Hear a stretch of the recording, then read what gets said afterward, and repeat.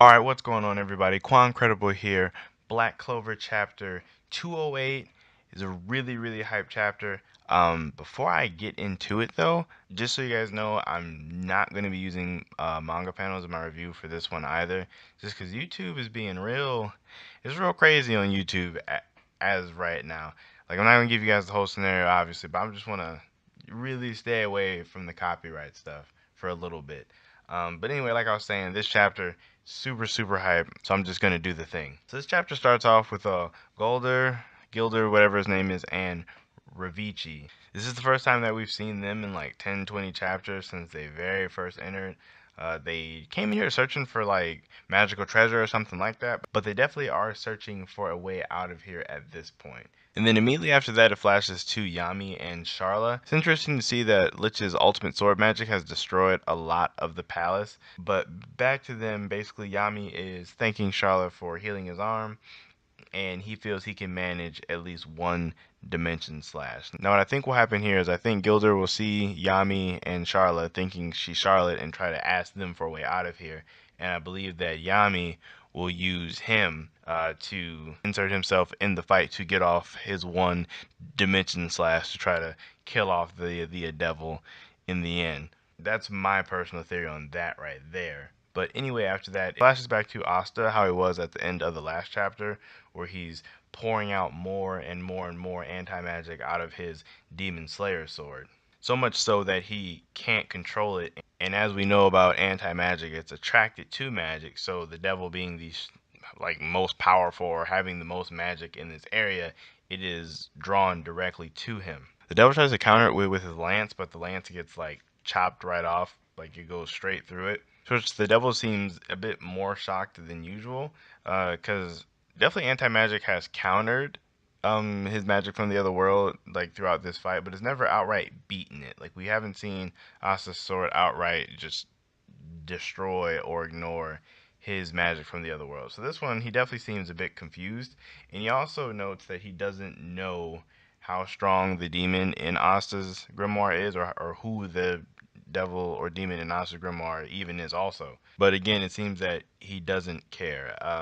This is another thing that I wanted to touch on about the chapter, is this devil truly does not know who Asta's demon even is or anything about him, nor does it seem like he cares for him, because if he did know him or if he did care anything for him, he would at least try to help this guy try to steal Asta's body. But whatever the relationship is between devils, there's definitely no love lost, because he attempts to kill Asta with this. I don't even know what this other world's magic even is, but he summons more of that goopy stuff, and there's like monsters coming out of it. It's honestly crazy. So then Asta's anti magic is just like when he first mastered his black form in the at the volcano. He starts to be drawn in to the like mass of like monsters and stuff, but the first Wizard King steps in and saves him. I know his name is Lumiere, but at this point I've gotten so used to calling him first Wizard King, I can't stop myself. I'm gonna try to say Lumiere, but I keep saying first Wizard King.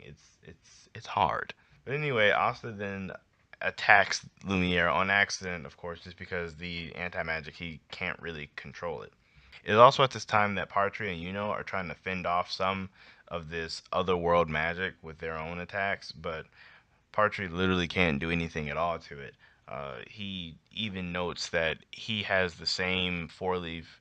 Well, it isn't the same, but he also has a four leaf clover just like Lumiere, and he also has light magic just like Lumiere, but he can't do anything to it, which prompts him to tap into his, I guess, dark elf side and use demon light magic to blow away a good portion of this other world's magic. However, the devil notes that granted you could do that, but it doesn't really matter. I mean, which the devil has a point. He only blew up a small portion of it.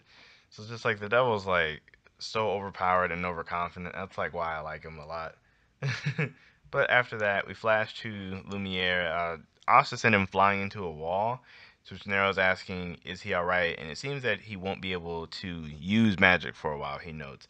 It's also kind of funny because he says that anti magic is amazing, which kind of That's like that one trait that him and Julius have, and I wonder, is this a trait that Wizard Kings have? Are they all excited are they all excited for different types of magic, or is it just those two? It's just, I don't know. I thought about that. It's also a interesting thing to think about too, like if that could be a possible lasting effect on Asta swords in the future.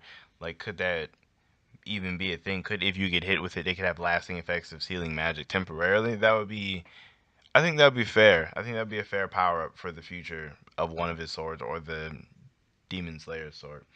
But anyway, after that, Yuno was also struggling with the magic from the other world. And then from the translations that I read, basically Yuno takes the leftover mana in the area and condensed it all to make his own sword of like wind magic and like spirit magic. It's like insane.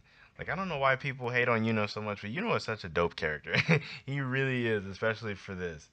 And then, of course, coincidentally, at the exact same time, Asta masters, or not masters, but more so realizes what he's trying to do with his Demon Slayer sword and condenses that. And then that is where the chapter ends. So, my takeaways here is Asta and Yuno have definitely reached new heights once again. Like, their growth in this battle with the devil has been kind of insane. It almost makes me a little bit worried for the future, just because how far they're being pushed in this fight. Granted, I still don't think, or I don't know how strong they are in comparison to captains with these new power ups, but just the fact that they've gone like so far, like they've made so many strides in just this small amount of time. Now, how I think this is all going to go down is I think that Austin, of course, are going to try to attack the devil at the exact same time, maybe put up a pretty good fight. I definitely think that Lich will step in and try to give them a hand with this in like the next chapter. But then I think ultimately it's going to set up for what I mentioned earlier, Golder bringing in Yami at like the last second for a dimension slash, so Yami can come in and hog all of the glory and defeat the devil in the end. That's what I think. Just because it fits Yami's character, dark magic works. It just makes too much sense. It makes too much sense. All in all, let me know what you guys think is going to happen in the future, or how you guys think the fight between, I guess, the devil and everybody else. Like, how do you guys think all that is going to end? Who do you think is stronger right now between Asta and Yuno?